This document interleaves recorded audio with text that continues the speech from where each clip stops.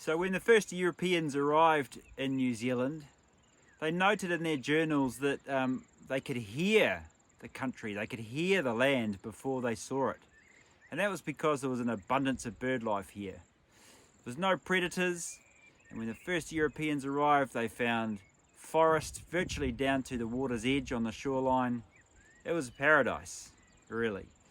What they didn't appreciate then, and we fully appreciate now, is that when Europeans arrived, they brought with them predators. So we're talking about ferrets, we're talking about stoats, we're talking about weasels, and also hedgehogs. So these animals arrived with the European settlers, and they spread throughout the land, and they probably couldn't believe their little eyes because they found a land where birds all lived on the ground. And the reason they lived on the ground is because there was no predators here. So they didn't need to fly, they could just wander around the ground, nest on the ground, and go about their lives as happy as they could possibly be. So incidentally, our kiwi bird, which is our national bird, doesn't fly, as you probably know, but they do have little wings, tiny little wings still there, so they used to be able to fly. But because we didn't have any predators, they didn't need to. So over the thousands and thousands and thousands of years, they lost that ability to fly and became ground-dwelling birds. So fast forward to today, and we find that these ferrets and stoats and weasels and hedgehogs have been eating their way through New Zealand, and we've got a massive problem with losing our native birds. Because they nest on the ground, they're easy prey for these predators.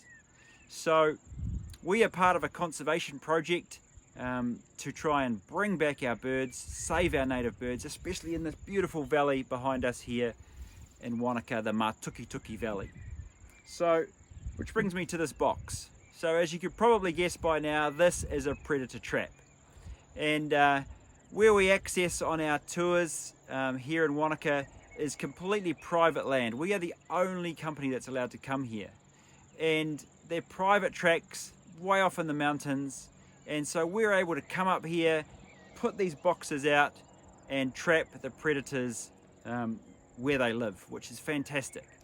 And when you come with us on a real safari in the future, we'll stop at one of these traps and we'll talk about our problems with the native birds and show you exactly in person what we're doing to try and save them.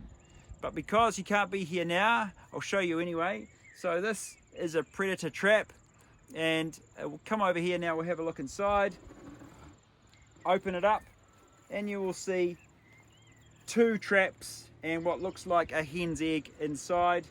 It's actually a hen's egg. Just grab it here and you can see this is a normal hen's egg you'd find for any recipe in your kitchen. We use them to trap these predators. So they're attracted by the sight, firstly, of the egg, but also of the smell. So we put this egg in the trap here, and the predators, when they smell this, will come along and they'll see this little hole here and hopefully climb through this little hole and then through and over the top of the silver plate here. And when they put their paws on that plate, the trap is released and the animal is dispatched.